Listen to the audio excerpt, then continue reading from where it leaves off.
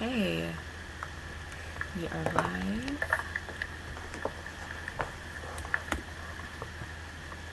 Gonna alert Twitter.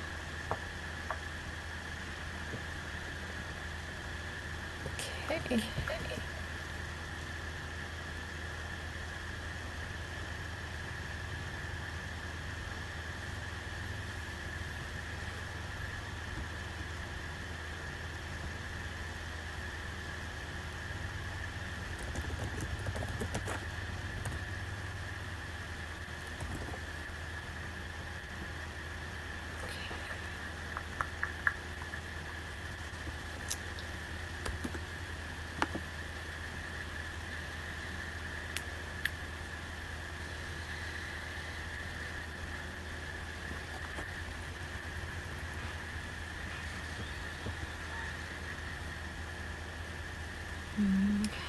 Okay. Do you know if you're waiting for anyone in particular? I know that. I know that we might be having Julia, but I think just to hang out. I don't think so. Basically, not that I know of. I don't think we're waiting on anyone in Yeah. particular. Yeah, I know someone as well who said they might come, but they haven't actually read it, so.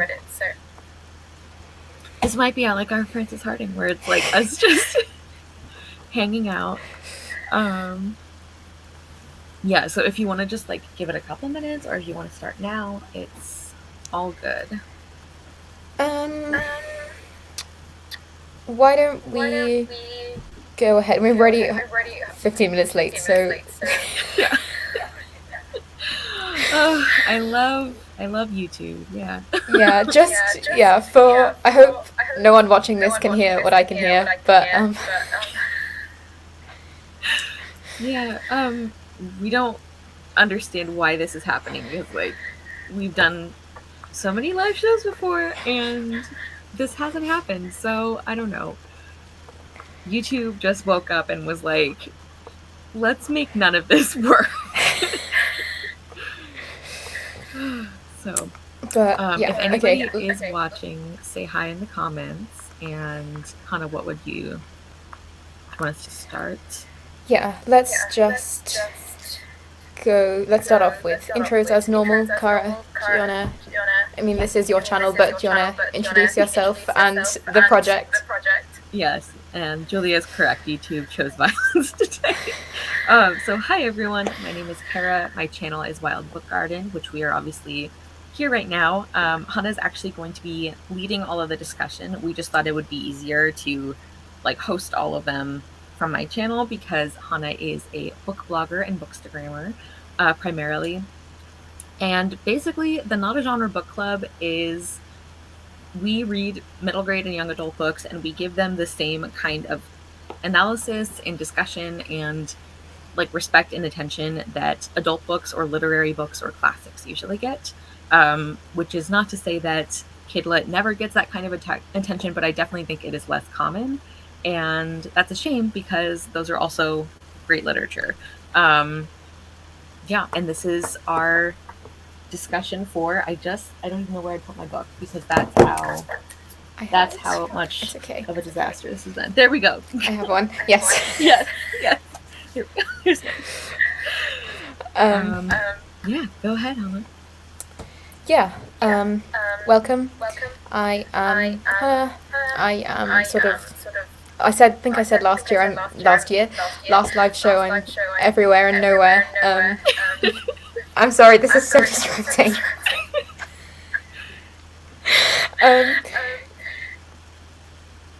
Yeah. It's fine. Do you want to try unplugging your headphones too? Is that better? No. I mean, it's exactly the same, so I may as well take them out. But oh no, can you hear that? Yeah. You wait. Okay, let's put my headphones back in.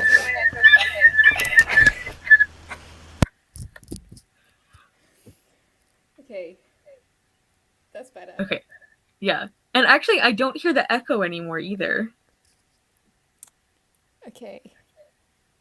I can hear it, but it's less bad than before. And the screeching at least is gone. So Yeah. let's go. And I actually can't hear any echo or anything from you. So I'm sorry you have to hear that, but it should be good for everyone else. Continue. Okay, yeah. What was I talking about? Okay, yeah. Hello. Here we are. I've done this enough times. I don't need to introduce myself anymore. um, um, yeah. I so just so everyone knows who's watching now and or who's watching back. I plan for this is to do non-spoilery discussion first, which I think will be the bulk of it. Then a short spoilery discussion on this book, and then compare and contrast with The Secret Garden at the end, which will be spoilery for both. So if you're trying to avoid spoilers for either one, you can disappear at the relevant points. Um, and we just to do content warnings before we start as well. The main ones I've got for this are grief, particularly around death of a parent, and also emotional neglect, and a little bit of colorism. Yes. I don't know if you had any more, Cara. I think those are the main ones. There is also it's not a big part of the book, but there is some ableism Yeah. kind of discussed or talked about. But I think those are the ones I had too. Mm-hmm. Okay. And do you want to briefly talk about your history with The Secret Garden as well before we go Sure. into this? Yes. So, our previous book club book was The Secret Garden, which I think is the first classic we've done for Not a Genre Book Club. And I like that is one of the books that I have reread the most. It was a very formative book for me. And as we discussed in our previous live show, there are definitely problems with it, but it also has a special place in my heart. And I think it like really affected a lot of my reading taste in terms of like character arcs and just the kinds of stories and characters that I love. Um, I feel like I can see a lot of that sort of being ignited with the Secret Garden. Um, so yeah, I have read that so many times that I basically like I think I said in our last discussion that I know that book so well that I can basically put the audiobook on and take a nap almost and I still am like following it. Like so I know that book very well and I love it. And I was very excited to have um a retelling by a Pakistani author. So yeah. Yeah. Yeah. And I've also it's never quite been a favorite of mine, but I have reread it many times throughout since I was young and now into adulthood a bit as well. So yeah, was also very excited. Both of us have been so excited for this such a long Yeah. time. Yeah. I feel like when you pitched the book club to me, I think this is one of the first books I suggested. Um, Yes. but Yes. yes, okay. So let's talk about this book. Overall thoughts. I really loved it. I think it did a really fantastic job of feeling like a retelling, but also working as a standalone story. Um, and I think it's also impressive. Like as I was just saying, I know and love the original a lot. You know, like I'm very familiar with it, and I feel like the author was just really good at like pulling certain parts out to like inspire her story or to like focus on with her retelling and then other parts like not worrying about, you know, like this isn't like the strictest retelling I've ever read, but I think that a lot of this core ideas are the same, which I think is one of the things that I usually think works really well in a retelling is like the themes and kind of the heart of the story. um yeah, and I I really loved Maria. She's like such a little brat and I adore her. And um yeah, and I thought the themes about like grief and healing and just like the symbolism of the garden was like really beautiful. I do think the very end there's like one character arc in particular where I'm like I don't know about this. Like I think we needed a lot more setup. But as a whole, I love the book so much that like I'm not that bothered, and I also love the writing. So I love this. It was a great experience. Yeah, I thought the same, particularly like it's my favorite kind of retelling where it's not a beat for beat identical story, and the characters don't necessarily match identically to the ones in the original, but it keeps like the heart of the story and what's really important about the characters and the themes.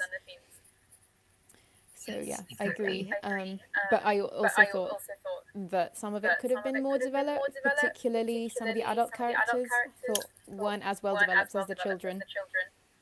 Yeah, yeah. I think there were a couple that stood out for me as being really good, but there's at least one or two that I just don't think we got enough time or like I don't know Yeah, writing I feel to like I still justify had a it. lot of questions about some people's Yeah, backstories and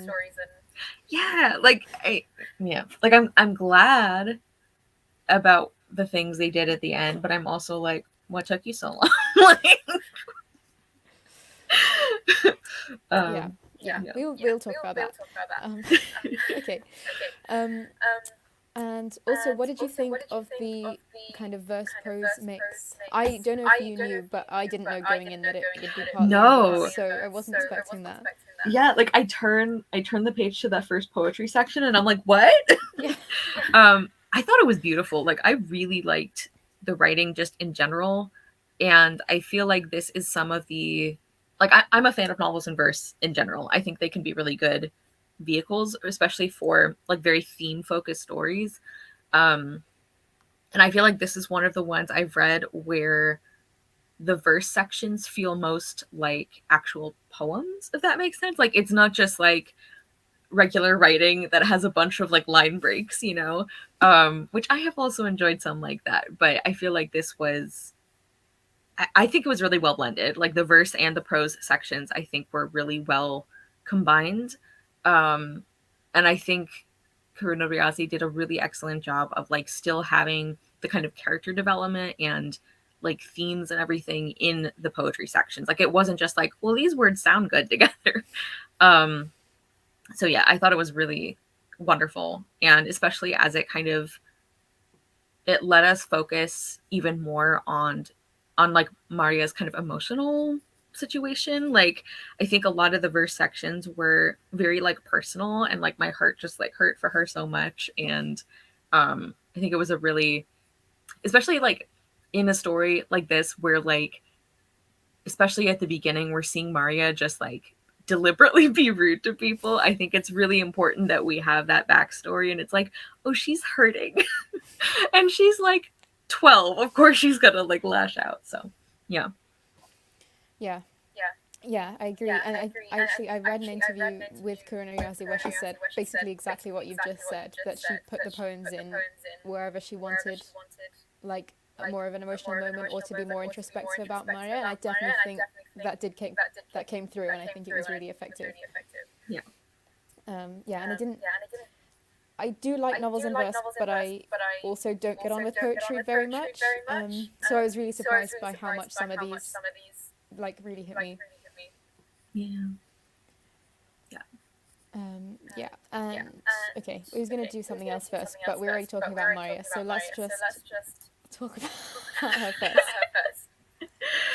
I, yeah. I feel like obviously she stands on her own as a character, but I feel like a lot of the things I'm going to say about her are like what I said about Mary Lennox, where like she is such a little brat and I would die for her. like I just, yeah, I think it is so clear from the beginning of the book that like everything she's doing is to try to protect herself because she's been hurt so much. She has lost so many people. Like she has felt unwanted from so many people, and it's like I just want to like love her and take care of her. um and I also think, as with Mary Lennox, I'm going to try not to compare them too much because I know you're going to have us do that at the end, but like we were saying with the verse sections kind of giving us like Maria's side of the story, um I feel like it is so important that we see like what's going on with her, and it's not just like it's not just like her acting out for no reason. Um yeah, and I really love too how as she starts to like make friends with the other characters or she starts like meeting other characters, it's like she tries so hard to keep that like hard little shell, but she's like, I guess I need affection. And I'm like, yes, you do. I feel like this has been like the most disorganized answer to your question ever. But I love her. She's wonderful. She has gone through way too much. And yeah. I just think it's hilarious too when she's like, I don't know how to be friend. Like, what do I do? Like, she's like, why do you want to spend time with me? And like the other kids are like, because we like you. And Marty's like, sounds fake. Like, so anyway. Yeah, like I feel like I didn't find her particularly unlikable because Mhm. it's so justified how much she's scared, and it's completely understandable, and she's not acting out because she's spoiled and or she's unself-aware. Like, she completely knows what she's Right. doing, and she's doing it on purpose on some level because she's a scared and hurt child. Yeah. Like adults have failed her over and over.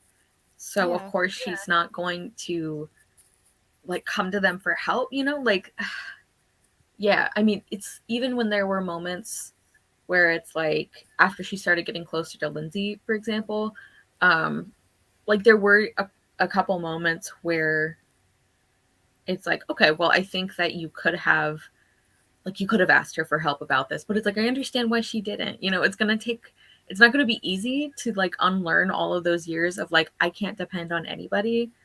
Um and like seeing her with her friend's grandmother, I beautiful. And I love how her narration is like, I mean, I don't like people, but you have to respect grandmas. Like that's just so yeah. Yeah. And okay, let's talk about Lindsay. She was so interesting. Yeah, I really liked her and I thought that she was a very complex character. Like I think she's one of the adults that felt the most developed to me. Yeah, I know. You're like, really? Just because, or I guess not developed. I think she had the one of the most like complicated backstories, and I think that was Yes. interesting. Um, yeah, I don't know. What I were you both gonna say? agree and don't. Well, I think, and she's the main adult character. Apart from maybe Charlotte, there's no other adult character who's really a main character, I think. Right. And in some ways, I agree. She's the one we see most of, and she has the most interesting arc because of that. But also, I just feel like her backstory was kind of underdeveloped. Like, I just didn't Mm. like. Why did she marry Mr. Claiborne? That's what I What is was she doing in her wondering. house? Like, Yeah. I feel like the like emotional stuff with her felt like pretty real to me. Like I felt for her about like she obviously cares about her husband more than he does about her, which sucks. Her mother-in-law kind of the worst, but in a very passive aggressive and quiet way. um and I really loved her relationship with Maria. Um so I guess I liked the emotional and the relationship stuff, but yeah, in terms of like the plot or like the why behind like where she ends up and where she is in the story. Yeah, I was like, why did you marry this guy? yeah, Like, why did he marry you also? Because he clearly yeah, wasn't interested in being married to anyone else. Um, yeah, like, how long do you think they've been married? I don't think we're told, but right. um I don't know, like I would guess at least a few years just because of like how I don't know, how set in their ways they seem about some things. But yeah, I have like I have a lot of questions about the dad. Like, why are you the way that you are? Yeah. But yeah, like you said, I love her relationship with Maria and how supportive she is, and like how much they grow to, and like Yeah. how much Maria brings her out as well as the other way around. Yeah. Yeah, it wasn't just like a one-sided like taking care of the main character, even though she did need that. I like that Maria like lent some of her stubbornness and her strength and her courage. I feel like that's what Lindsay really benefited from um with their relationship. Yeah. Yeah. And then yeah, okay, well, so while we're on the adult characters, Charlotte and Dadima and Mr. Claiborne, take your pick of. Yeah. um yeah, not a fan of Charlotte. Or Mr. Claiborne, honestly. I think those two are the ones I was thinking of when I'm like, I need some more support for this ending. Like, I just don't like, especially Charlotte. I'm like, you have been so like passive aggressive and like casually racist and like all this. I'm like, I just don't believe you could have a change of heart this quickly. Like, I'm glad it happened, but I don't trust it. Um, yeah. And then, I mean, Mr. Claiborne, like, I think, like with Mr. Craven, it's like, I understand he's hurting, but I just have very little patience for adults who are like so fixated on what they're going through that they don't know. Like, Cullen lost his mom, like that's like why, yeah. So I found him very frustrating. And then I I love Dadima. Like, she just I loved all of the scenes with her. I wish she had been in the book even more, but yeah. Like, she's the best adult, I think, in this book. And I love too how she like shows kindness to Maria without like with I don't know. She like makes Maria like modify her own behavior because she's like, I want to make her proud, like she doesn't like scold her or anything. Like, I don't know. She understands where she's coming from. Yeah. Yeah, I feel like with it's almost like it's less justified in a modern setting as well. Yes. Like Yes. I can like you can kind of see in a secret garden like parents were like expected to show less affection. Like you can kind of see a gentleman like going off and frolicking in Europe, um, but like I feel like in a modern setting you would expect a parent to be there, or at least to Yeah. attempt to be there. Yeah. I think you make like you summed up my main issue beautifully, which is like this just doesn't read the same. um and I don't know what you would have had to like rewrite in order to make it make more sense, but like, yeah, if we're supposed to see Mr. Claiborne as like a basically good person who is just out of his depth, I think we needed to see more effort from him. Like, it's like, if you want us to believe that he does care about his son, he needs to show it a lot more than he has. um like, I thought it was a really interesting choice in this one that for Maria's parents, they're not like they're not like Mary Lennox's parents, where they like just literally did not care or notice her ever, did not want a child and made it very obvious. Like, I thought what was so interesting about Maria's was that they they thought they were, like taking care of her and paying attention to her. And um I don't know, I just thought the way this book looks at like the way that kids experience their parents doing great things. You know, like I thought that was such an interesting way to take this story. And I think that is something that worked for, like, we see the parents as, like, they do love Maria. You know, they care about her so much, and it is horrible that she lost them. But then we also see that, like, they didn't always treat her like a kid, you know, like, and understand that, like, she needs them more than they think that she does. And I think we could have seen something like that with Colin's dad, you know, where, like, he's trying but he doesn't always get it right, versus, like, I feel like what we got is, like, you're not even trying like, until the end. Until, like, you're like, oh yeah, I guess I have a son.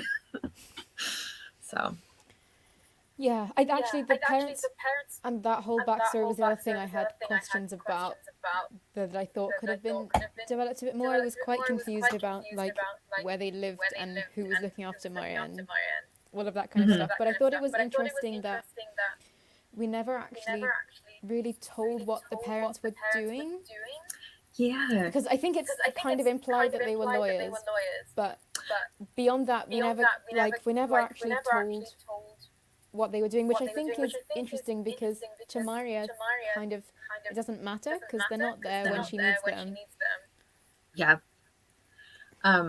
Yeah, the only thing I remember hearing about what her parents were doing specifically is I seem to remember there being a reference that made it seem like it was like some kind of humanitarian work. Mm, Um, and I thought that was so interesting because, like, I mean, you think, like, I think about this sometimes when it's like I hear about, you know, people who they go off and they do these great things. You know, these parents go off and do these great things, and it's like, well, what happens to your kids? You know, it's like, how do you weigh like, I'm doing good for a lot of people, but I'm, like, neglecting my children. You know, like, I just thought that was really interesting with Maria's parents because they're not outright neglectful like in the original story, but they still, like, aren't giving her the what she needs, you know, like the and also I thought it was interesting too because Maria then kind of feels like now I'm like the selfish one, you know, because I'm saying I wish my parents didn't do so much good so they could mm. be home with me. And it's like, but that's fair though. Anyway, yeah. Yeah, it's an interesting kind of trolley problem, sort of. Yeah. Um, Yeah. but yeah, and I feel like with Mr. Claiborne as well, like on some level, you could say Colin was away at boarding school. Maybe, you know, he wasn't, I guess, expecting him to be at home, but then he shows up having apparently been suspended and he still stays away for what I think is several weeks or months more. Yeah. So Yeah. what do you do? Exactly. Yeah. That's uh that's our summary for Mr. Claiborne is, what are you doing? Why are you like this? Um yeah. And I think, like, as you were saying, I think it's a lot harder to get past in a modern book. Um because, as you said, it's like in the time period it wouldn't have been that unusual for, like, parents to just, like, go off and leave their kids with Mm, the housekeeper or whatever. Like, even if they hadn't lost their wife, it's like that's just something that, like, rich people could do. Whereas nowadays I think people have more questions about it. um yeah. yeah. Um, yeah, especially leaving him with Charlotte, who does not know how to raise a child. But Oh my god, why would anybody give Charlotte any responsibilities around children? Like, she clearly hates it. Yeah. um, but yeah, okay. And Mimi and Rick, that's the last ones. I don't know like how much you have to say about them, but I thought they were fun, and I feel like it was kind of, I don't know if this is true, obviously. I feel like it was Karuna Riazi's, like, gentle way of making fun of, like, how over the top nice Martha and Dickon are. Like, especially Dickon. I thought that was hilarious. Like, I really enjoyed that. That was one of those, like, I don't know, kind of like subtle references, I guess, to the original.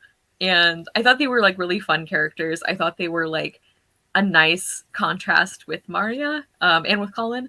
Um, I don't know that we necessarily got a lot of like development from them, but I also don't know that that was like the intention. You know, like they're just there to be the extroverts. And Maria's like, "Stop hugging me. What are you doing?" Yeah, I like they just feel like realistic children, like when they're all teasing each other, and Maria's like, "Oh, are we like this is what friendship is meant to be like." Yeah. Yeah. Yeah, but they're just they're so welcoming and Yeah. And I really appreciate, especially from Mimi, because she's like the one who meets her first. I really love that like when Maria is not especially like welcoming back, like Mimi understands that like I don't know, like it's not that it's not that she knows everything that's happened to Maria already, but like she seems to understand that like you're going through some things right now, and I'm just gonna keep reaching out because that's what you need, even if you're grumpy about it. And I like that. yeah. Um, okay, let's talk about some themes before we go into spoilers. I feel like grief is obviously the biggest one. Yes. How do you feel about how it was discussed? We've talked a bit about it already, but Yeah. Um, I thought it was done really well, and especially how seeing how Maria's experience and Colin's are different, but they also kind of help them understand each other better than anybody else. Um, and I feel like this kind of goes along with just Maria's characterization in general, but I feel like one of the things that this book specifically talked about with grief was kind of like the I don't want to say the ugly parts, but like the feelings around grief that like you might be ashamed of, because I think that's one of the reasons that Maria is like convinced that she's, like a problem child or like a bad kid. It's not just like getting moved from place to place, although that is definitely part of it. It's also like I think deep down she feels like guilty for being angry at her parents now that she's lost them. And I feel like that was done really well. Like that feeling of like feeling bad because you miss somebody, but you're also still mad about some things that they've done, and how you can't really get closure for that. So I really thought um that was really well written, especially with Maria. yeah, I agree. And also like when she's talking about Mimi and also her cousins and how like they're really nice and they're not like secretly mean girls or that did anything wrong, but she's just angry at them and she recognizes that it's irrational, but Yeah. like she just that's how Yep. she feels and she can't do it. And yeah, I feel like again, not to compare it too much to The Secret Garden, but in I feel like Mr. Craven's grief is the main one in that, whereas like Mary doesn't think about her parents very Yeah. much. Um, whereas this one's much more about both Maria and Colin's grief about their parents' deaths, which is a kind of quite a big difference, I think. Yeah. I agree. Like Mary in the original, I don't feel like she does really grieve because she never really like her parents barely interacted with her, so it's kind of understandable that she wouldn't have a like strong emotional response. Yeah, whereas with Maria and Colin, it is definitely a much bigger part of this book. Um, yeah, yeah, I definitely think that this one is more centered on how the kids experience this loss, um, which I think makes sense because what we got from Mr. Claiborne, I was like, yeah, okay, fine, but do better. Yeah, it's not about you. Yeah, it's like not to be insensitive. Like obviously he lost somebody he cares about, but Yeah, I'm like, I don't like it doesn't that is excuse. like a separate thing. Yeah, it's like that's a separate thing. Also, you have a kid. Like, yeah, Also, you have a wife. Like, yeah. Oh my gosh, Poor Lindsay. Yeah. Just like, It's did he? almost like a Rebecca situation. Like, I was thinking that too. I was like reading that and I'm like, is Mr. Claiborne like a murderer? Like, what? Like, this is looking kind of sketchy. Like, is Lindsay especially with okay? Charlotte there, like Oh my the god, Mrs. creepy Danvers. Mrs. Danvers. Yeah. Yeah, I know. It's like, Mom, is don't this go a into the Rebecca third floor. retelling? Don't go in the garden. Yes. Yeah, like there was honestly, I was honestly like wondering. I'm like, are we gonna find out like some real bad stuff about Mr. Claiborne? But no, he just sucks as a husband and father, I guess. Yeah. And while we're on the subject of husband and father, themes of like family and raising children, and what children need. Yeah. Um, I I thought it was really well done. Like I feel like I'm saying kind of the same stuff for all of your questions. Um, but I liked the combination, like the different kinds of families that we see. And I thought it was a nice touch too that when Maria hears from her aunt near the end that like we maybe get some indication that it's not as clear cut as she thought it was, like which obviously her aunt still needs to work on like work on making her feel welcome. But I thought that there was like some good complexity to some of that. While also making it clear that like Maria's not in the wrong here, like she does need more from people. Um yeah. Like I think one of the things that this book says is like children need you to pay attention to them. Like at its most basic, it's like notice them and interact with them. And like we see that with Colin as well, is like his dad just like never even acknowledges him. Um yeah. I don't think that answered your question, Hannah. I'm sorry. No, no, I think you're right. Um, yeah, I also really like Lindsay and Dadima as different like Mm-hmm. approaches of adults, which are both like good representations of how to treat a child, Yeah. because they both come at it in completely different ways, but both of them are important in making Maria feel welcome. And Yeah. And I like that those relationships and even like some of the friendships, like they kind of show that like there's not one right way to be somebody's friend or to care about them. Um yes, I know. yeah, We sorry. like the first 15 minutes we spent like trying to figure out what it was doing. So I apologize for that. We don't know why this is happening because this has not happened with Never happened before. Yeah. any of our other live shows before. It's not usually like this, but Yeah, I hope it's not too distracting. mm. Yeah. Okay, and the last one I wanted to talk about before we go into spoilers is like the discussion around culture and the comparisons between New York and Pakistan and all that kind of stuff. Yeah. I thought like the sense of place was really, really good here. And I really liked that like we hear how much Maria doesn't want to go to New York. And it's not until a little later that we hear more about why. And that it's like one of the places that her parents would have gone, and like not like, either left her behind or just like not paid attention to her because they were off doing their like saving the world thing. Um, and I like that Maria and Lindsay can kind of connect over having like some kind of like cultural experience that is not like the same as Charlotte, for example. So I like that they have that kind of like connection, even though like they have some things in common. They talk about some of the foods they have that are the same and things like that, but they also like appreciate the other person's like differences, like their different experiences. Mm-hmm. Um,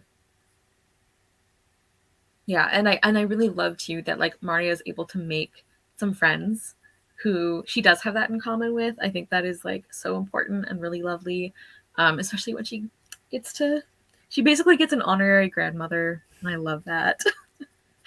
um, so yeah, I thought all of those parts were really good. The thing that we've already talked about is like I just feel like Charlotte in particular, I'm like I'm just not convinced that you have actually learned your lesson. Um, so apart from that, I thought it was like really well handled, and I think that the cultural difference and kind of that feeling of displacement for Maria, I think that really like intensifies kind of the themes of the book and like the feeling of like loneliness or like connection. And I also, this is just like in passing, but I love that in this version the garden is like a vegetable garden, you know, it's like she's like that's how we would do it back home, is like you would grow things that you could eat. Like I thought that was a really cool touch instead of being like a bunch of roses and stuff. So Yeah, no, I thought like the comparisons were so intentional between like the food and the smells and the whole atmosphere, but it w- it was so like respectful of both sides. yeah. Um, and I think on the topic of family as well, like the comparison between like what families are like in Pakistan and like how big they are and how many people they are and like the juxtaposition of that with Charlotte basically. Yeah. Versus Charlotte. Yeah. um, Yeah. yeah, and I love Mimi and Rick's house and the whole party and like all of that. Yeah. Yeah. Um Also I thought there was that part where Maria like wakes up and she has it's like that dream experience almost where she's like smelling things from home and she hears like the music from home, and eventually we find out like whose instrument that is and everything. um but like those parts I'm like, is this gonna be a ghost story? Like what is Maria like time traveling? What is happening? So I thought that was like interesting. I don't know, that like threw me off a little bit because I honestly, I don't know, it felt like a different kind of like genre for a second. um I thought it was funny though when she first hears like the crying or the yelling, and she the way she thinks about it is like very clearly a reference to how it happens in the secret garden, you know, she's expecting like storms and like a secret door behind a tapestry, and I love that. Yeah. Okay. Yeah, and let's talk about Colin and his music. Colin was, I think, the main. We've been talking about some spoilers already, but I think he was the main thing I wanted to talk about in the explicitly spoilery discussions. So this is your warning if you haven't read the book and don't want to be spoiled. Um, but yeah, thoughts on Colin? i I thought he was very interesting because like the first like several times that him and Maria interact, I was like, I don't like you. I was like, you're not like a likable and endearing brat like Maria is. But then as the story goes on, it's like, oh, you have a learning disability that nobody has ever like paid attention to. So I thought that was really smart actually. And I was gonna ask you what you thought about this. Like, so in general, like content warnings should not be spoilers, like obviously. But I thought it was interesting with something like this book where I feel like not knowing what's going on with Colin is kind of an important part of like experiencing his character.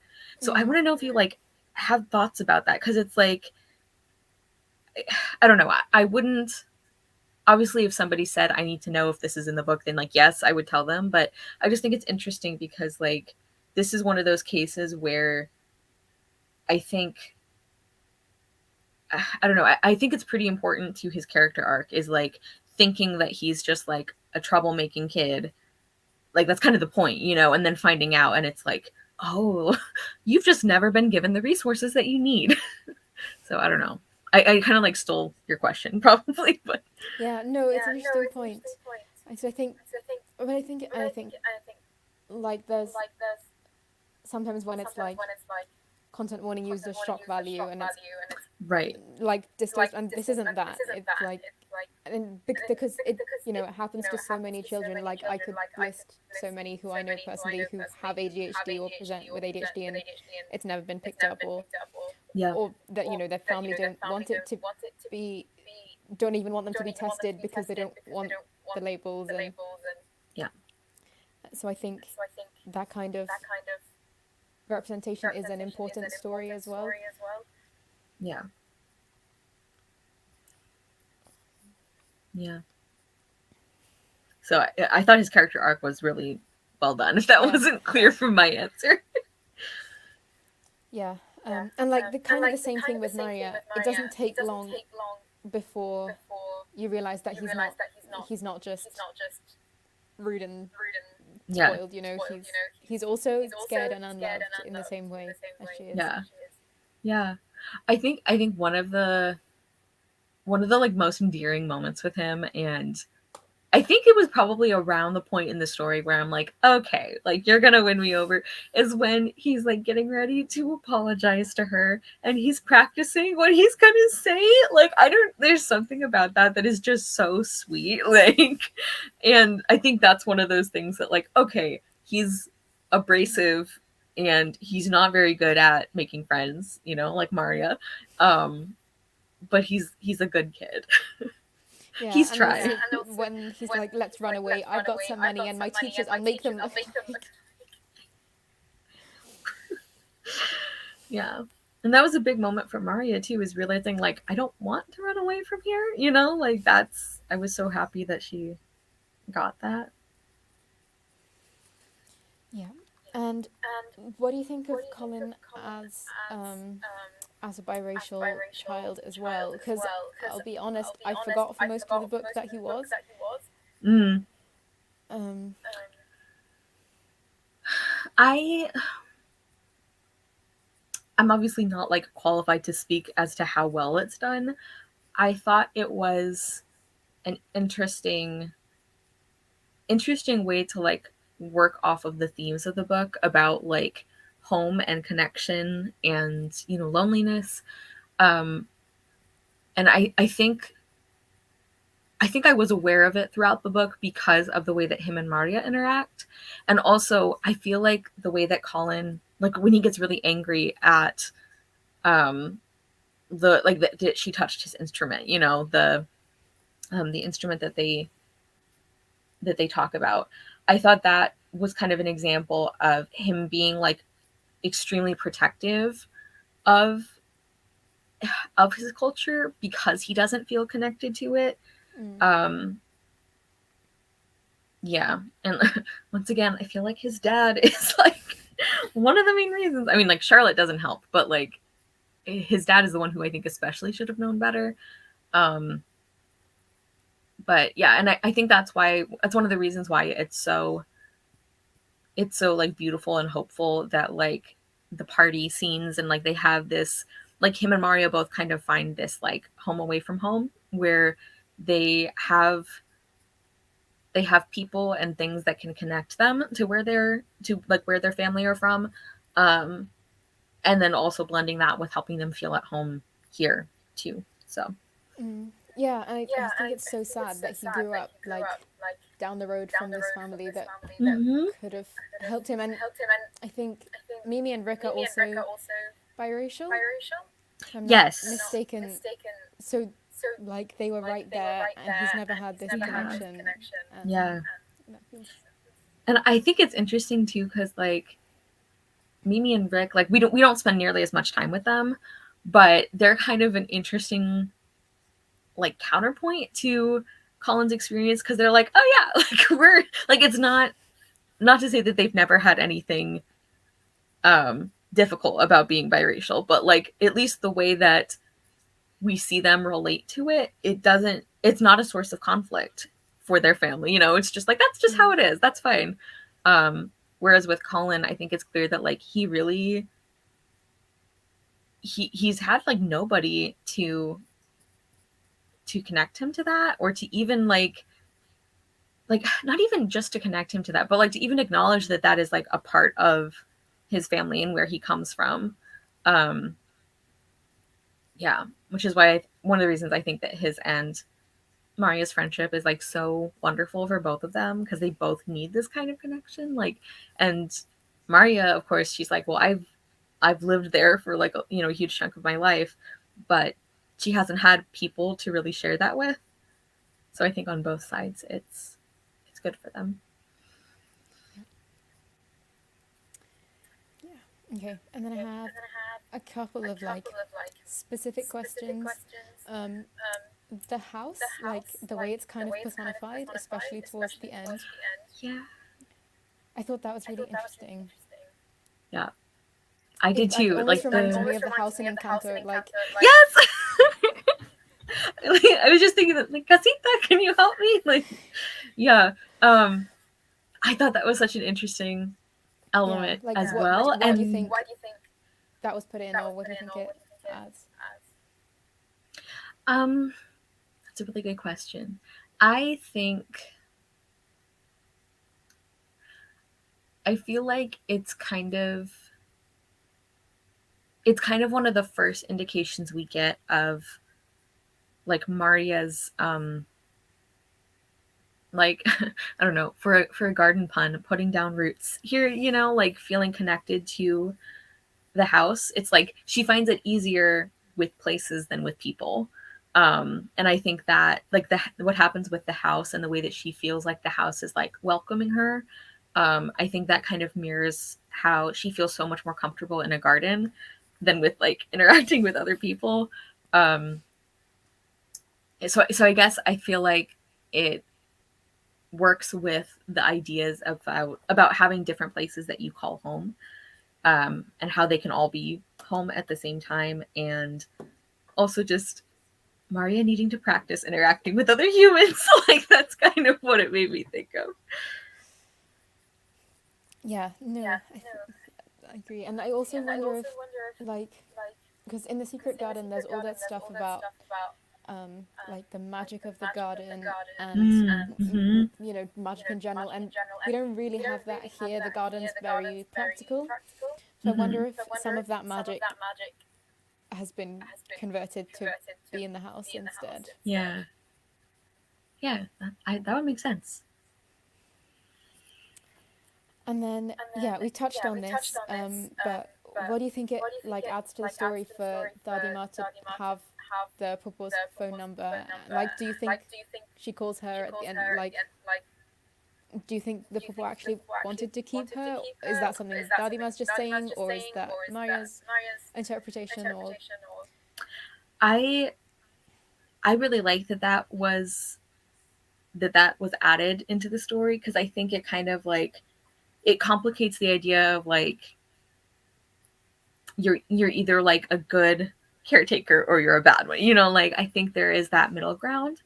Um but I don't think Maria was wrong to feel unwanted. Like I think that her aunt wasn't understanding how tuned in Maria is to like everybody around her, everybody's moods, and kind of like the tone of like what's happening. And I think she just didn't consider that like she has to go out of her way to make it clear to Maria that she wants her there. Um so I do think it's possible that they could sort of like make up later. Um and I think that it seems like her aunt maybe does love her and does care about her, and I just think she's bad at showing it. Um, so she needs to practice that, like Maria. But yeah, I like that was included. yeah, and I think it's also important that we get like it's not just the grief and like since her parents have died that people have been calling her prickly, like her, her relatives have been describing her as difficult from long before that. Mm-hmm. um so but like the people doesn't seem to have picked up on that, or no, none of the relatives seem to have realized like how much that's affected her. Yeah, I think. just in general, people don't realize how much kids pay attention, like how much kids like they pick up on little things like that, you know, like because she never outright said she didn't want Maria there, but like the subtext was not very welcoming. Mm. Yeah. And you mentioned Mario putting down roots. This is going to sound so stupid, but I never made the connection between like the garden as a metaphor for Mary or before. Like, No, like it's not stupid at all because like until I was like phrasing it like that and I realized like that's a garden pun, that's funny. I don't know that I had articulated it in so many ways, which is hilarious because on the cover it says all she needs is a place to grow or like to bloom or something. yeah, like there are a couple of lines in here that make the connection quite explicit, and I was like, oh, that's what. I've read Yeah. this book so many times. Yeah. But I think that can sometimes be an indication that like the themes and the symbolism are well done, you know, because like you're appreciating it as part of the story, not just like every time you see a garden reference, you're like, oh yeah. But yeah. Yeah, and okay, we've been talking a bit about comparisons already. I think it's Mm-hmm. inevitable in some ways, but yeah, okay, we've already talked about the South Asian representation and the ableism, but anything specific you want to say about? Okay, hang on. My neighbour's calling me. I'll be 5 minutes. That's all right.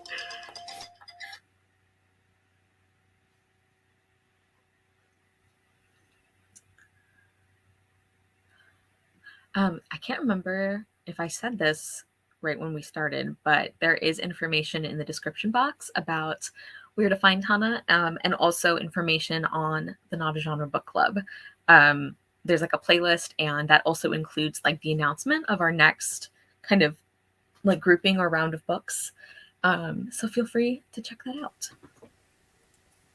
Hello. Yeah, my neighbours are downsizing and getting rid of a lot of their stuff, so I've been like ferrying stuff backwards and forwards from their house to our house, and I think she's going to drop some off in a minute. But um, yeah, um, we were talking about the racism and ableism and how that translates into this book.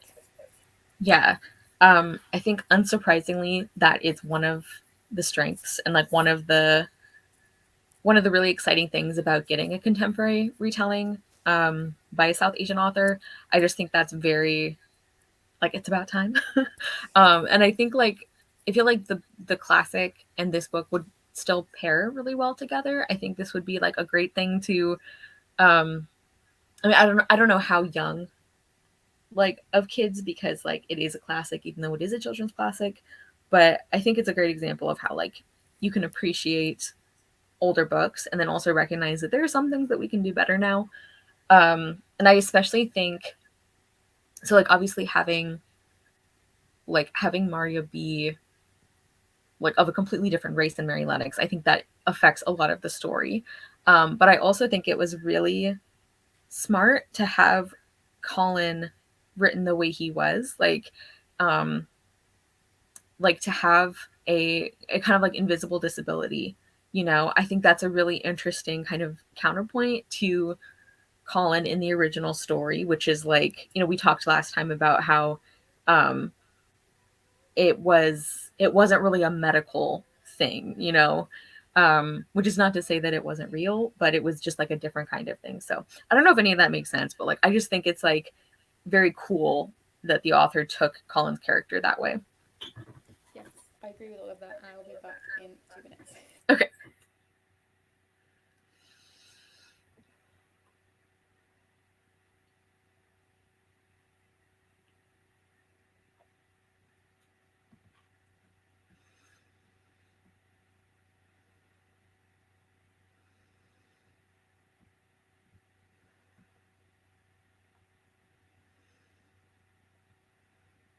Oh, I should get the book ready for our next discussion in case we introduce that at the end.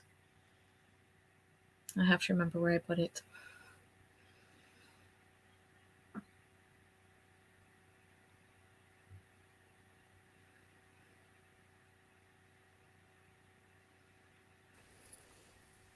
I'm back again. Welcome. Yes, I agree with everything you were saying. Yeah, I think the choice to make Colin, because functionally it is a mental illness that he has in a secret garden. Mm-hmm. So I think it was a really interesting choice to translate that into this, and also kind of the way, the stigma around it, and the way like Mm-hmm. no one will even entertain the idea that there's anything wrong with him. I think that's a really interesting comparison of the way everyone's like convinced he's going to die. Yeah.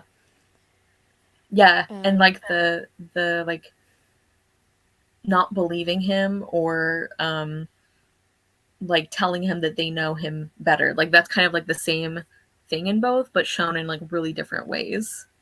yeah, and also the like your mother would be disappointed in you as a comparison with like I blame you for your mother being dead. Um, which both equally well, I don't know if they're equally terrible, but both terrible. Both terrible. Yeah. Um, yeah, and a bit. This is kind of what I was trying to say earlier as well about the South Asian, because Mary is always comparing India with the Moors, Mm-hmm. which is also what Maria is doing, but for a different reason and with a different like emotion attached to it. Yes. Yeah, definitely. Yeah, unsurprising that the like representation and kind of emotional attachment is like a lot more positive in this one. Um, but it was still very nice to see that. Yeah. And we've talked a bit about the grief as well, how it's more about the children here. Um, and okay, yeah, so last time in our Secret Garden discussion, we talked about how long the beginning is, Mm-hmm. before how long it takes her to find the garden. And how do you think that compares to the beginning of this one? Um, I feel like overall this one gets started quicker. Um, I mean, we have that kind of extended scene at the airport, but other than that, it's kind of like Maria gets there, and I think almost immediately she starts. She hears about the garden and she starts looking for it. Um, yeah, so I guess I would say that this one is like the pace is quicker overall. Um, and I feel like her meeting Colin happened sooner in this one too. But it's also hard for me to tell that because like is that just because this is a contemporary, like so the writing is much like quicker? I don't know, but yeah, I do definitely think this one feels faster overall. Yeah, I agree. Although I also found the beginning of this one a bit confusing, which I don't know how much Yeah. of that is. I don't know if it's deliberate, but how much of it like contributes to the feeling of like rootlessness, um, Hmm. that the reader can't necessarily keep track of all the places she's been or all the people who've looked after her. Yeah. Yeah, I found like that the first couple chapters a little hard to like pin down the specifics of like what exactly had happened to her parents, where she was going now, who was supposed to take her, and Yeah, like and like who's related to who and how they're connected. yeah, That's the other thing. We don't. No, we do. We are told how her parents died. yeah, was I it think they is it car. car? Yeah. Yeah.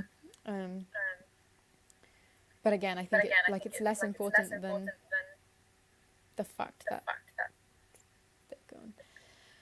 Um, and yeah, we've talked a bit about how moving it from moving it in time changes the Precisely. But do you think moving it from the malls to the suburbs also loses some of the magic? It definitely, I mean, you definitely don't get that kind of like spooky coziness almost that you get from the original. I actually, when they're talking about going to New York, I was like, oh man, just because like I don't have an especially strong attachment to New York City. Like I enjoy visiting there. I've been twice and I have really enjoyed it. But I think that a lot of authors assume that you're obsessed with New York City, and I'm not. So when I thought we were going there, I was kind of like, okay, like here we go, and then we don't, and I'm like, oh great. So I think that like having the setting be like that kind of very isolated place, like part of like Long Island. Um, I thought that kind of kept some of the feeling of isolation of the original. Um, but yeah, in general, I think there is you don't get as much of the like spooky atmosphere um, as you do from the original novel, which I do miss a little bit. But there were also things that I thought were very cool about the way the setting was changed. So Yeah, no, I agree. Like, I think just having other houses around makes it feel different. And the fact that, like, when you're visualizing this garden, it's the back garden of a suburban house rather than, like, in the middle of this sprawling natural, landscape. But, yeah, yeah, but at the same time, like you're saying, it lets Mimi and Rick be there, basically, which they may not otherwise, so. yeah, and I do also think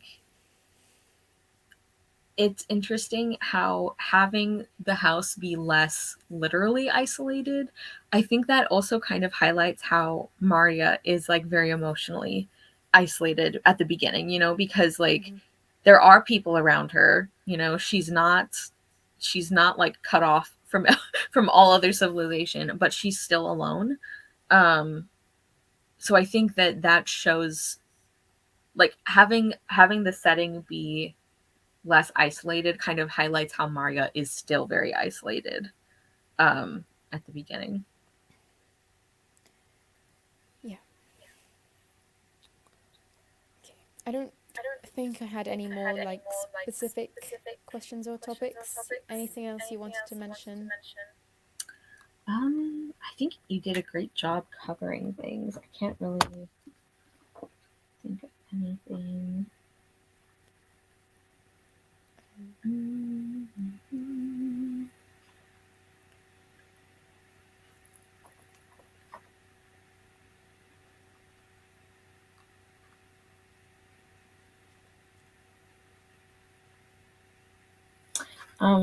I thought it was really lovely, like as they all started working on the garden together. And Maria's like, I get so much more done when it's me by myself. And she's like, but it is kind of nice to have other people here. Like, you just love her. Yeah, and I love that they have an argument, Mm-hmm. because Mary and Colin are always shouting at each other, but Mary and Dickon never ever do. Um, so I, but it's so much more realistic for a bunch of 10-year-olds to get cross with Yes. each other. So I love that. Yeah. And especially the blaming, like, well, it was your idea. And it's like, well, you should have known better. I don't know plants. Like, that was very realistic. Yeah. Yeah.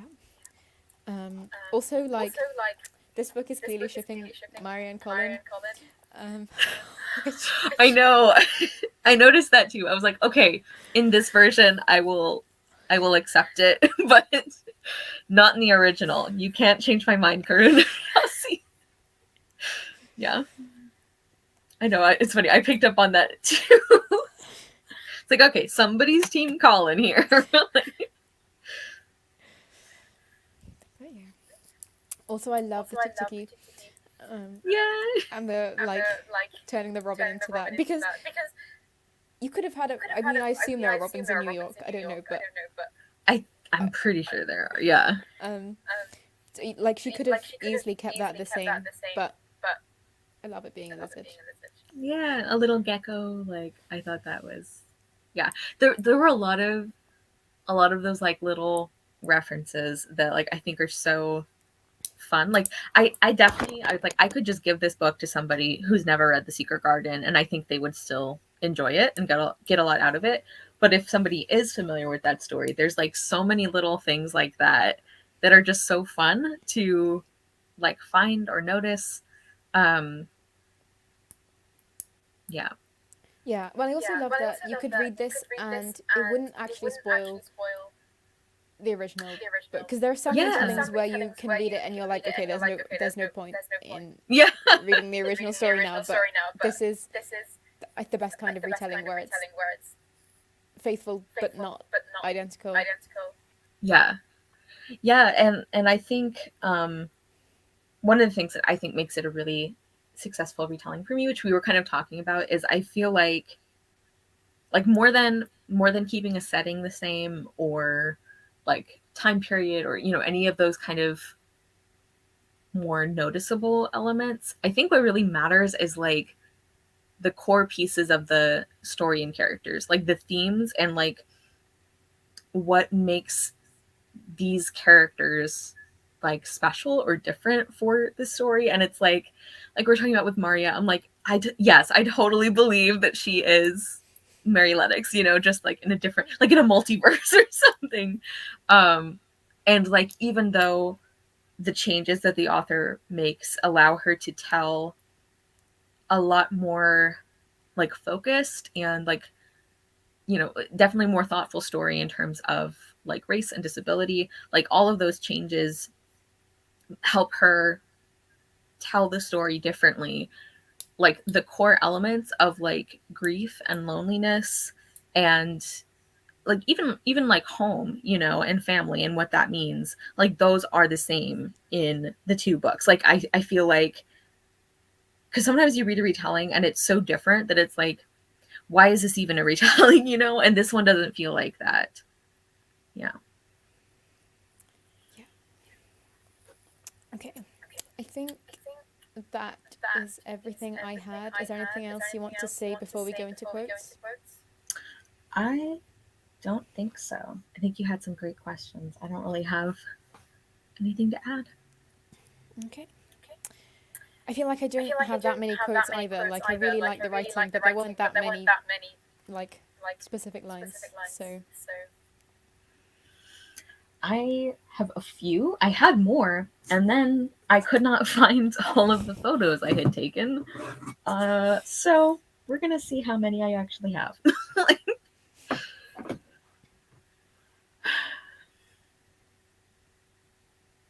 I feel like a lot of the ones I ended up with were from the verse sections, and sometimes they were just like little things because it was the page I just like happened to open to where it's one of the poetry sections and it starts with it's talking about sharing with the garden and it starts with Maria has always been and then in parentheses will always be an only child and I'm like that just kills me like just like that little parenthetical and it's like I'm crying. um yeah.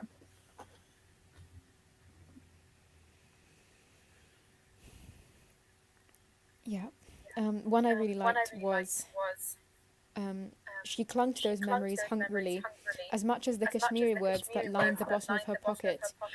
On top of that, she'd scattered Urdu from the conversations and complaints hissed over her head, Bengali from her mother and her family, a bit of Arabic from her father's friends, enough Farsi to warm both hands. And even though her parents had never brought her back more than a few unfamiliar chocolate brands from their overseas excursions, Maria Latif knew English.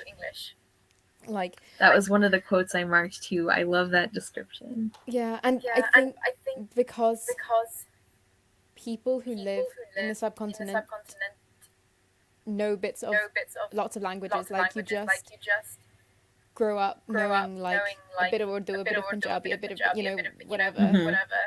Um, like you just absorb them from your surroundings. So I love that that's in the book. Yeah. Yeah.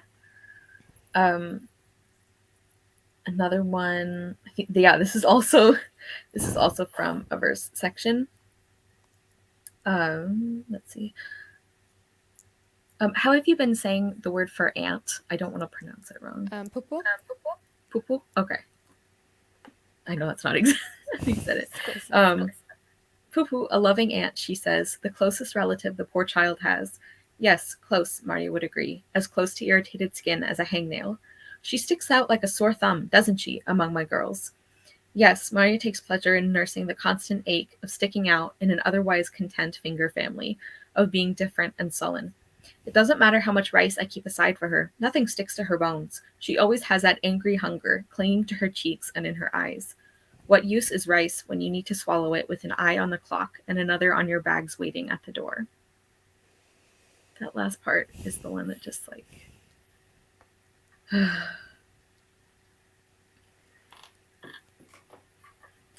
I think something that we've like talked about for both of these, like for this and for the original novel, it's like taking care of kids is not just like physically safe, which is important. I'm not saying it isn't, but it's like with Colin's dad in both books, but he's like, oh, well, he's got all this money. He's got enough to eat. Like, I never have to interact with him ever. So, like, it's fine. He's taken care of. Yeah. Yeah. I also had. She cried for herself, the girl who had, despite herself, put down roots, little soft, feathery, delicate ones that had found tilled earth where they expected hard-set soil. Lindsay's hand on her shoulder, Colin's shy smile, Mimi and Rick's daddy-ma patting her cheek. Despite every rule she had made about dealing with adults and new houses, she had expected to stay.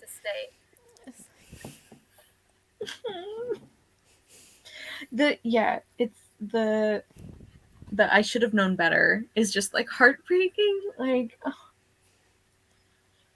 Yeah, and I think like Lindsay's shock as well when she's like, "Of course, I'm not going to send you away. Don't even think it." Yeah. I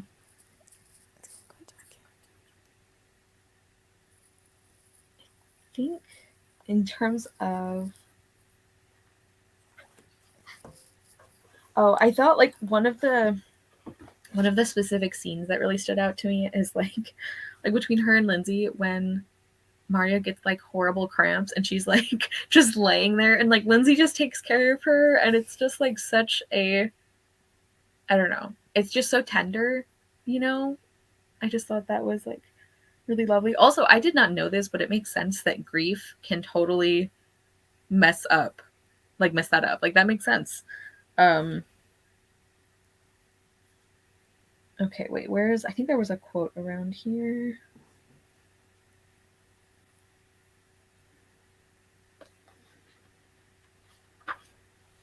And I like that, because Marty's in like a lot of pain and she's like, why are you here? Go away. Let me die here. And like Lindsay understands that like she doesn't mean it. She's just like really struggling.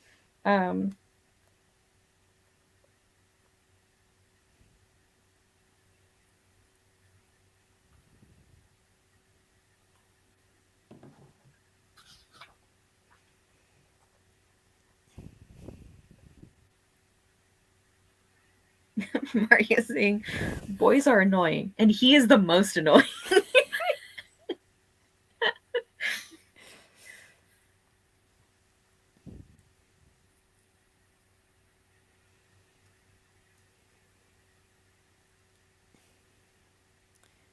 Yeah, I had remember, plants spread their roots once they find the right patch of earth to welcome them. Flowers open their petals when they have enough energy and light to encourage them to. He will have the garden you want, but you have to prepare for it. That was the moment when I went, Maya's a plant. Like, Yeah. Oh, symbolism. Yeah. Yeah. Yeah. I thought that was great. And I really love too when Maria's kind of telling Lindsay like that her and Colin had a fight. Um and she's like expecting Lindsay to like defend him and be like, "Well, you're being too sensitive." And like Lindsay's like, "If he did something wrong, he should apologize to you." And I'm like, "Yes." Teaching her good things. Um and then when she says, "I wish I could be more like you," and Maria's like, "What?" Lindsay says, "When you think someone's treated you wrong, you hold them accountable. That's the way it should be." Lindsay looked off toward the door, her eyes distant. "Sometimes I wonder what my life would have looked like if I hadn't always thought I needed to be nice. I've lost a lot of myself doing that." I like that, and I feel like that's something that is in the original novel, but it's not as explicit. That like one of the things that makes Maria such a wonderful main character is that like she's she's not just like mean for no reason. It's like she does hold people accountable, and that's important. And I like seeing Lindsay appreciate that about her. That's like a strength. It's like being good but not nice.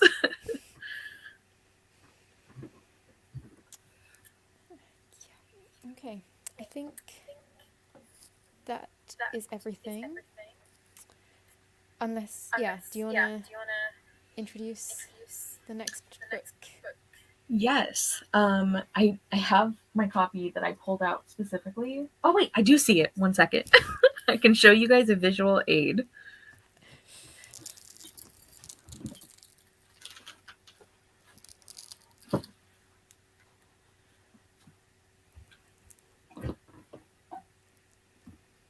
Okay, so the next book we're going to be reading is Amber and Clay by Laura Amy Schlitz, illustrated by Julia Iredale. And it's funny that we were both surprised that there were verse sections in this one, because this book is also kind of a combination of like prose and poetry, and some like really interesting use of like illustrations. And I am so excited for you to read this on it, for us to discuss it. So this is set in, I'll just like very briefly, in case people haven't heard of this one, it's set in ancient Greece, and we follow a very unlikely friendship between two kids. And I'm ready to cry again. It's gonna be a great time. Um, yeah, I can't wait. I love this. This is one of my when I read this, it was one of my favorite books of the year. So very excited to discuss it. And I think there's going to be a lot of like really interesting things to talk about with like the writing style and the like structure of the book. I think it's going to be a really good one. Okay, I'm So looking yeah, forward to it. yeah, can't wait. And that should be kind of keeping to our regular schedule. That should be like around the end of August slash beginning of September, I think. Mm-hmm. Yeah. Okay. Okay. Anything else you want to? I think that's all from me. Thank you Oh, for being here, everyone who's here, and anyone who's watching it back later. yes. Thank you. And next time, we don't anticipate having this weird audio thing going on. Like, We hope not. truly, truly don't understand why this has happened suddenly. But we don't expect that to be a problem next time. And as I mentioned, Hana is already linked in the description. And I also linked the playlist for the Not a Genre Book Club, so you can, catch up or hear a little bit more about what it's about, or see like the next books we have coming up. Um, but yeah, thank you again for being here, Hana, for leading this discussion. And we will see all of you guys later to discuss Amber and Clay. Oh, something's frozen on my end.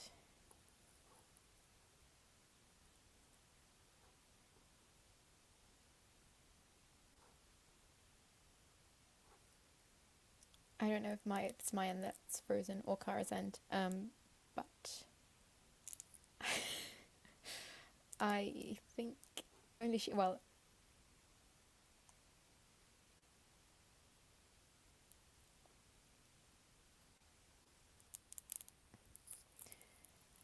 I think it's Karazhan that's frozen because I can still see myself moving on YouTube, um, but only Kara can end the stream. So, um,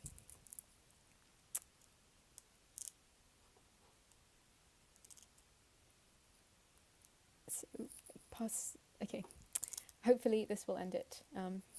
Bye.